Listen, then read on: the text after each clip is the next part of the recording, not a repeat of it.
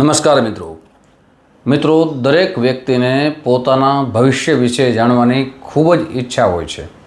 આજે તમારી સમક્ષ મિથુન રાશિના જાતકો માટે 2025 વર્ષ કેવું જશે માસ પર્યંતમ દરેક વિશેષ ચર્ચા કરવા આપણે જઈ રહ્યા છીએ।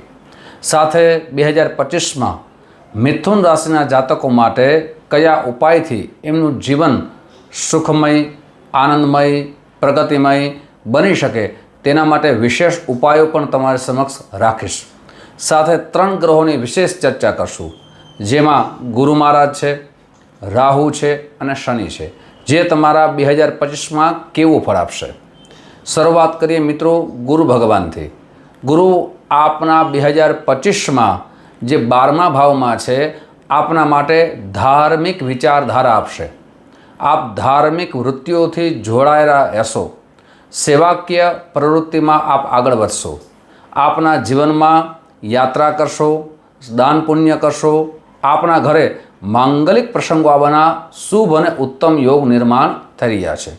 સાથે આપના વિવાહમાં કોઈ પણ પ્રકારની જે પણ મુશ્કેલીઓ આવે છે, અડચણો આવે છે, એ 2025માં દરેક પ્રકારની મુશ્કેલીઓ અવશ્ય દૂર થશે। સાથે આપણા જીવનની અંદર પરિવર્તન આવશે। ગુરુ આપના સદમાર્ગ તરફ આપને વાળશે। આપની વિચારધારા છે જે પણ છે એમાં પરિવર્તન આવશે અને આપ આપના સમાજ માટે, આપના દેશ માટે, આપ જે વિસ્તારમાં રહો છો એ વિસ્તારમાં કંઈક કરવું છે, આવી સેવાકીય પ્રવૃત્તિ આપ જરૂર કરશો। હવે વાત કરીએ આપણે રાહુ ભગવાનની। તો રાહુ ભગવાન છે એ મિથુન રાશિમાં આવશે। આપના જીવનની અંદર આપને જે પણ કાર્ય કરો છો એ કાર્યમાં પહેલાં જે રૂકાવટ આવતી હતી એ રૂકાવટ અવશ્ય દૂર થશે। આપના શત્રુઓ આપને ખૂબ હેરાન પરેશાન કરતા હતા, એમનો હવે પરાજિત થશે। પણ આપણે એક વાતની સાવધાની રાખવી ખૂબ જરૂરી છે કે આપને સંગત દોષમાં આવવાનું નથી। આપ સંગત દોષમાં આવશો તો આપના માટે જે પણ છે એ ધનનું પણ નુકસાન થશે, સમાજમાં માન સન્માનની કમી આવશે, યશની ગાથા જે આપને પ્રાપ્ત થતી હતી તેમાં પણ કમી આવશે। એટલે સંગત દોષથી આપણે અવશ્ય બચવું જોઈએ। હવે શનિ ભગવાનની ચર્ચા કરીએ તો શનિ ભગવાન આપના જીવનમાં નવું પરિવર્તન લાવવાના છે, પણ એ આપના માટે ઉન્નતિ અને પ્રગતિના રસ્તા તો ખોલશે।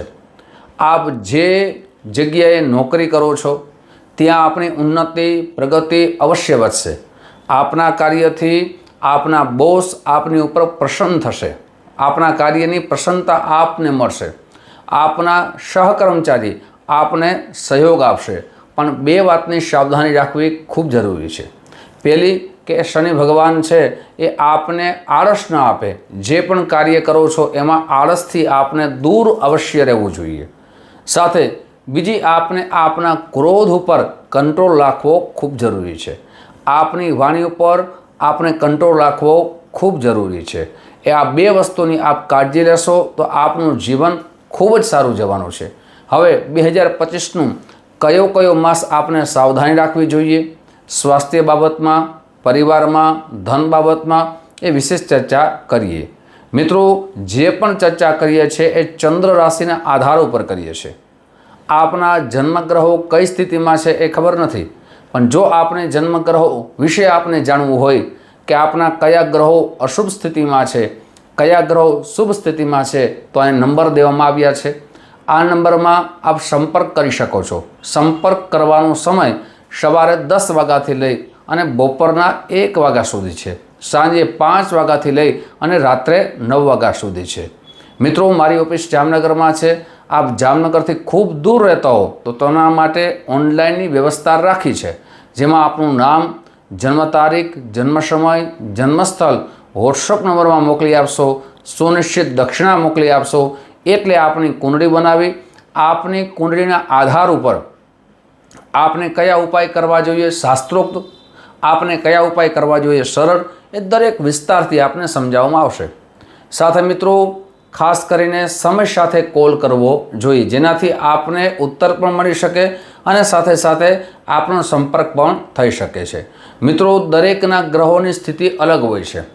હવે આપણે મિથુન રાશિના જાતકો માટે ખાસ કરીને કયો માસ કેવો જવાનો છે એ ચર્ચા કરીએ તો સૌથી પહેલો માસ છે એ જનવરી એટલે જાન્યુઆરી માસ છે એ આપને બીમારીથી સાવધાન રહેવું જોઈએ। આપ જૂની બીમારીથી કોઈ પણ પ્રકારની પરેશાની આપની હોય તો તેમાં ડૉક્ટરની તપાસ કરાવવી જોઈએ। આપને વ્યાયામ કરવું જોઈએ। સાથે આપને કોઈ પેટથી અપચો થતો હોય, પેટની બીમારી હોય, ગેસ હોય તો ખાવામાં આપને ખૂબ સાવધાની રાખવી જોઈએ। યાત્રામાં જાઓ છો, પ્રવાસમાં જાઓ છો તો આપને તકેદારી સાથે ભોજન કરવું જોઈએ જેનાથી આપની બીમારી આગળ ન વધી શકે। એટલે પહેલો માસ છે એ આપની બીમારીની સાવધાનીનો માસ છે। બીજો માસ છે આપના માટે પદ ઉન્નતિનો છે। જેમ કે આપ નોકરી કરો છો તો નોકરીમાં આપની પદ ઉન્નતિ વધી શકે છે, આપની સેલેરી વધી શકે છે, આપની જવાબદારી વધી શકે છે અને આપ નોકરીમાં આગળ વધવાનો બીજો માસ આપણા માટે ઉત્તમ બની શકે છે। ત્રીજો માસ છે એ પણ આપણા માટે શુભ સ્થિતિનું નિર્માણ કરશે। આપ બિઝનેસ કરો છો તો બિઝનેસમાં આપનો ગ્રોથ આગળ વધશે। સાથે મિત્રો આ વિદ્યાર્થી બંધુઓ માટે પણ ત્રીજો માસ ખૂબ સારો છે। જે સારો સમય છે એ વિદ્યાર્થી બંધુઓએ એ સમયને સુવર્ણ સમય બનાવવો જોઈએ। જો આ સમય ચાલ્યો જશે તો આ સમય પાછો આવવાનો નથી। એટલે આ ત્રીજા માસની અંદર ખૂબ કાળજીપૂર્વક મહેનત કરો અને આપને આગળ વધી શકો છો। ચોથા માસની વાત કરીએ તો ચોથો માસ આપના માટે ખર્ચાળ સાબિત થઈ શકે છે।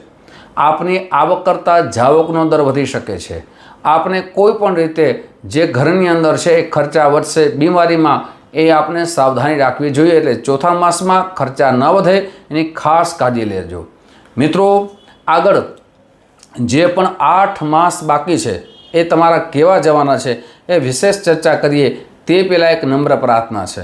મારા નવા મિત્રો આ વિડીયો જોઈ રહ્યા છો, મિત્રો આ વિડીયો તમને ગમે તો જરૂર ને જરૂર લાઈક કરજો।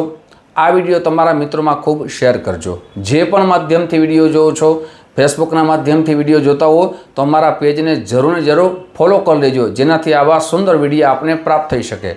યુટ્યુબના માધ્યમથી વિડીયો જોતા હો તો અમારા આ ચેનલને સબસ્ક્રાઈબ કરી લેજો જેનાથી આવી જાણકારી તમને પ્રાપ્ત થઈ શકે। મિત્રો હવે વાત કરીએ પાંચમો માસ તો પાંચમા માસની અંદર સંતાનના યોગ નિર્માણ થઈ રહ્યા છે। આ ઘણો સમયથી વિલંબ સમય થઈ રહ્યો છે પણ પાંચમો માસ સંતાનના યોગ નિર્માણ થઈ રહ્યા છે। વિવાહના યોગ પણ નિર્માણ થઈ રહ્યા છે। આપણે જે વિવાહમાં કોઈ પણ પ્રકારની દિક્કત આવતી હતી એ દરેક પ્રકારની જે પણ મુશ્કેલી આવતી હતી એ પાંચમા માસમાં દૂર થવાના સુંદર યોગ નિર્માણ થઈ રહ્યા છે। સાથે છઠ્ઠો માસ છે એ માન સન્માનને વધારનારો છે। સમાજમાં છે, આપણા પરિવારમાં છે, કુટુંબમાં છે, આપણું માન સન્માન વધશે, આપની યશ ગાથા વધશે। આપ જે સેવાકીય પ્રવૃત્તિથી જોડાયા છો તેમાં આપને ખૂબ માન સન્માન મળશે। સાથે સાતમો માસ છે એ વિદ્યાર્થી બંધુઓ માટે છે। આ સમયને ખાસ કરીને જે એડમિશન લેવાની આપની ઈચ્છા હોય, કોઈ સ્કૂલમાં છે, કોઈ કોલેજમાં છે, કોઈ વિદેશમાં છે તો એડમિશનના સુંદર રસ્તા આપને મળશે। સાથે સાતમો માસ છે એ કોર્ટ કચેરીમાં આપનો કોઈ પણ પ્રકારનો કેસ ચાલતો હોય, શત્રુઓ તરફથી કોઈ કેસ ચાલતું હોય તો ત્યાં પણ સમાધાનના સુંદર રસ્તા મળશે અને શત્રુઓનો પરાજિત થશે। આઠમા માસની આપણે ચર્ચા કરીએ તો તેમાં પણ આપને ધન ખર્ચાથી બચવું જોઈએ। સાથે આપ જ્યાં નોકરી કરો છો ત્યાં પણ વિવાદથી આપને બચવું જોઈએ। આપણી સાથે જે સહકર્મચારી નોકરી કરે છે એવી નાની નાની બાબતમાં આપણે વિવાદમાં પડવું ન જોઈએ। હવે વાત કરીએ નવમા માસની તો નવમા માસ છે આપના જીવનમાં શુભ પરિણામ લાવશે। આપે પૂર્વમાં જે પૈસાનું રોકાણ કર્યું હતું એ રોકાણનું પરિણામ આપને દેખાશે। આપે પૂર્વમાં જે મહેનત કરી હતું એનું પરિણામ આપને નવમા માસમાં દેખાશે। હવે વાત કરીએ દસમા માસની તો દસમા માસ છે એ ફરીથી આપનું સ્વાસ્થ્ય ન બગડે, આપની માતાનું સ્વાસ્થ્ય ન બગડે, પરિવારમાં કોઈ વ્યક્તિનું સ્વાસ્થ્ય ન બગડે એની કાળજી લેવાનો સમય છે। હવે વાત કરીએ મિત્રો 11મા માસની તો 11મો માસ આપણા માટે ઉન્નતિ પ્રગતિનો માસ છે। વિવાહના યોગ પણ નિર્માણ થશે, સંતાનના યોગ પણ નિર્માણ થશે। સાથે સાથે જે આપ કાર્ય કરો છો એ કાર્યની સફળતા તરફ અવશ્ય જશો। હવે વાત કરીએ 12મા માસની તો 12મા માસની અંદર નાની બાબતમાં આપણા પરિવારના ઝઘડા ન વધે, પતિ પત્નીના ઝઘડા ન વધે અને નાની બાબતથી મોટા વિવાદનું સર્જન ન થાય એના 12મા માસમાં ખાસ કાળજી લેજો। મિત્રો 12 માસની વિસ્તારથી આપણે ચર્ચા કરી છે। હવે આપણે કયા ઉપાયથી આપનું જીવન ઉત્તમ બની શકે તો પ્રતિ દિવસે ઓમ ગણેશાય નમઃ આ મંત્રની પ્રતિ દિવસે એક માળા અવશ્ય કરવી જોઈએ. સાથે બુધવારના દિવસે ગાય માતાને ઘાસચારો અવશ્ય નાખવો જોઈએ. સાથે 5 જે વસ્તુઓ છે જેમાં 5 ધાન્ય કહેવામાં આવે છે, આ 5 ધાન્ય ભેગા કરી બુધવારના દિવસે ચકલાઓને અવશ્ય નાખવા જોઈએ. આ 3 ઉપાય કરશો, આપનું જીવન ઉત્તમ બની શકે. સાથે આપની જન્મકુંડલી બતાવી, જેમાં પણ અશુભ યોગ નિર્માણ થતા હોય તો એની શાસ્ત્રોક્ત ઉપાય અવશ્ય કરાવવા જોઈએ. સાથે સરળ ઉપાય પણ કરવા જોઈએ, જેનાથી ગ્રહો પણ શુભ ફળની પ્રાપ્તિ કરાવે. મિત્રો, આવી જ જાણકારી તમારી સમક્ષ મૂકતો રહીશ. આપ જે પ્રેમ આપો છો એ પ્રેમ બદલ આપ સૌનો હૃદયથી ખૂબ ખૂબ આભાર વ્યક્ત કરું છું. ફરીથી મળશું. જય શ્રી કૃષ્ણ. મહાદેવ હર.